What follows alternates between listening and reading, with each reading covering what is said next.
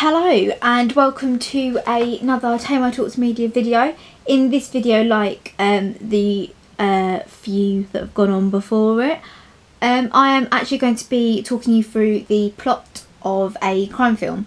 For this particular video, the crime film that I've chosen to talk about is The Hand That Rocks the Cradle.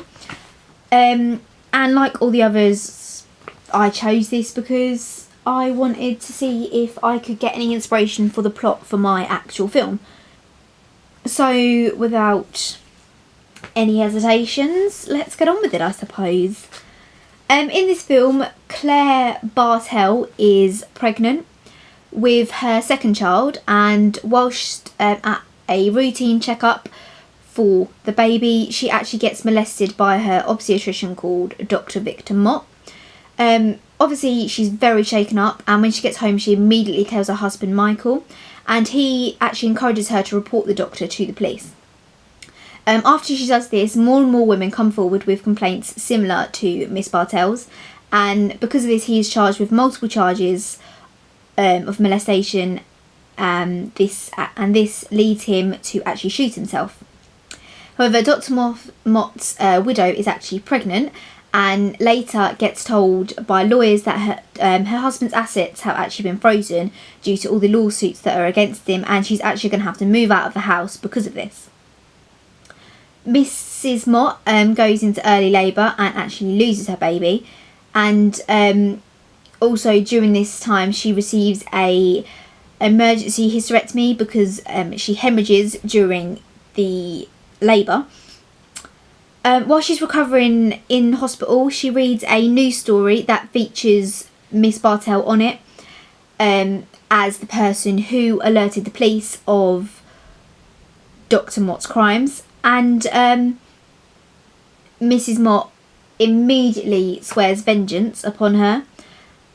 As I said earlier, Miss Bartell is actually pregnant, and she finally gives birth to a healthy baby boy whom she calls Joey.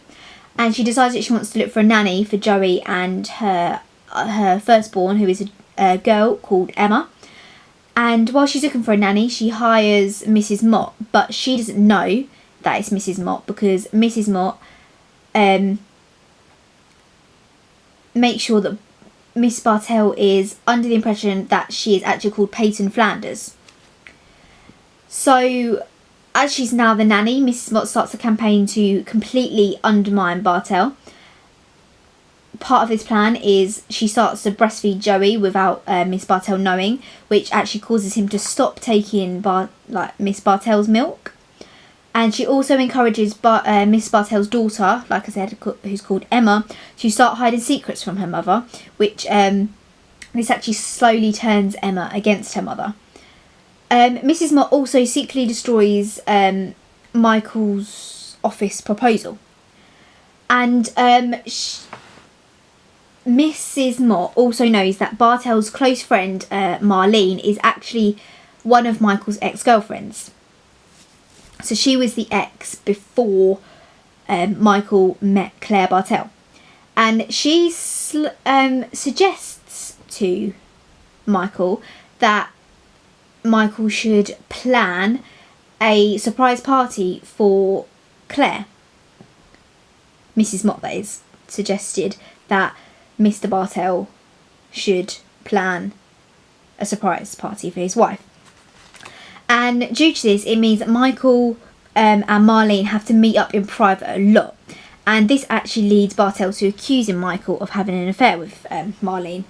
But when she does actually finally accuse him of this, she goes into the other room and finds a group of partygoers in the next room. So, you know, her suspicions are gone. And the Bartell family actually, they have a handyman who is actually got learning difficulties, and he's called Solomon, and he helps the Bartell family a lot. And he actually discovers that Peyton Flanders, or Mrs. Mott, has actually been he finds out about Mrs. Mott breastfeeding Joey. And so Mrs. Mott finds out that Solomon knows, and to get rid of him she plants a pair of Emma's like knickers in Solomon's toolbox, which Mrs. Bartell then finds, and she immediately fires him because she assumes the worst. Emma confesses to Bartell that Solomon never did anything to her at all, but her motherly instincts kick in and she refuses to believe her. And because of this, Emma then starts to turn against her mother even more. And this is, you know, just what Mrs. Mott had actually planned.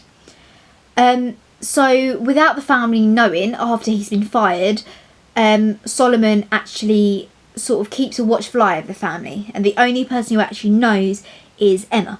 And Claire Bartell actually starts to doubt who she thinks is Peyton, and she sort of starts to tells Michael about her doubts. However, Mrs. Mott actually overhears his conversation, and she sets up a trap in the greenhouse for Claire Bartell. However, Marlene finds out about this and actually tries to warn Bartell, but Mrs. Mott tricks Marlene into going to the greenhouse where she set the trap, and actually ends up killing Marlene with falling glass.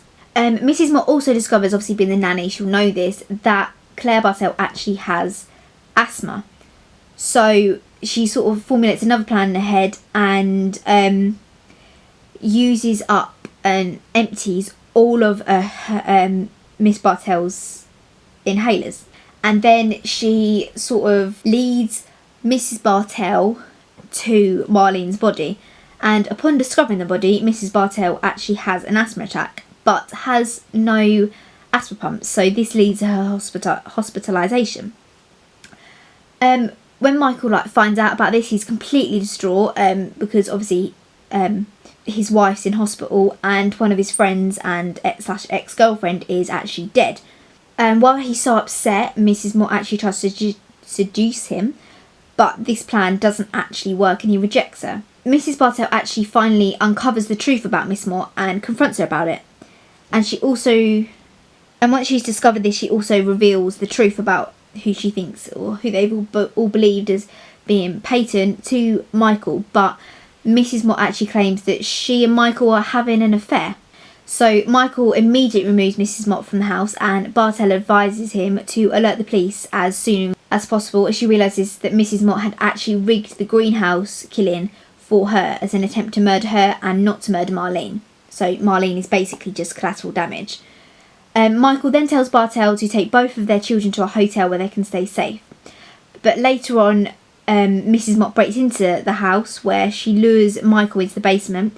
From here, she knocks him down the stairs and breaks his leg with a shovel, leaving him, completely helpless. And then Mrs. Mott also attempts to kidnap Emma and Joey.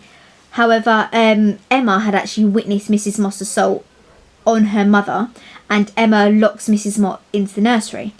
Mrs. Mott then escapes, and as she's escaping, she hears Joey in the attic. So she goes up to the attic and when she's up there, she finds Solomon helping the children escape, which obviously, immediately angers her. Whilst Mrs. Mott is discovering this, Mrs. Bartell actually comes up into the attic as well, and Mrs. Mott attempts to kill her, once and for all. But she actually stops because Mrs. Bartell appears to have another asthma attack. And whilst Mrs. Bartell is having this asthma attack, Mrs. Mott is completely evil and starts to mock her. She then attempts to kidnap Joey again.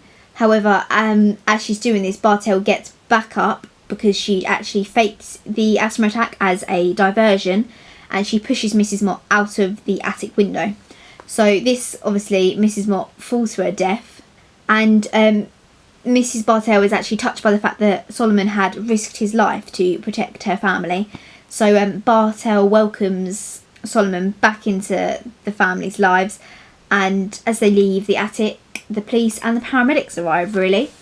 So that's the plot for that film. I hope you've enjoyed it, and as with most of these research posts, there is a little paragraph underneath this video telling you about my ideas on how I can use this sort of plot, or how it can inspire my plot for my film trailer. So I shall see you lot later, and yes, until next time, goodbye.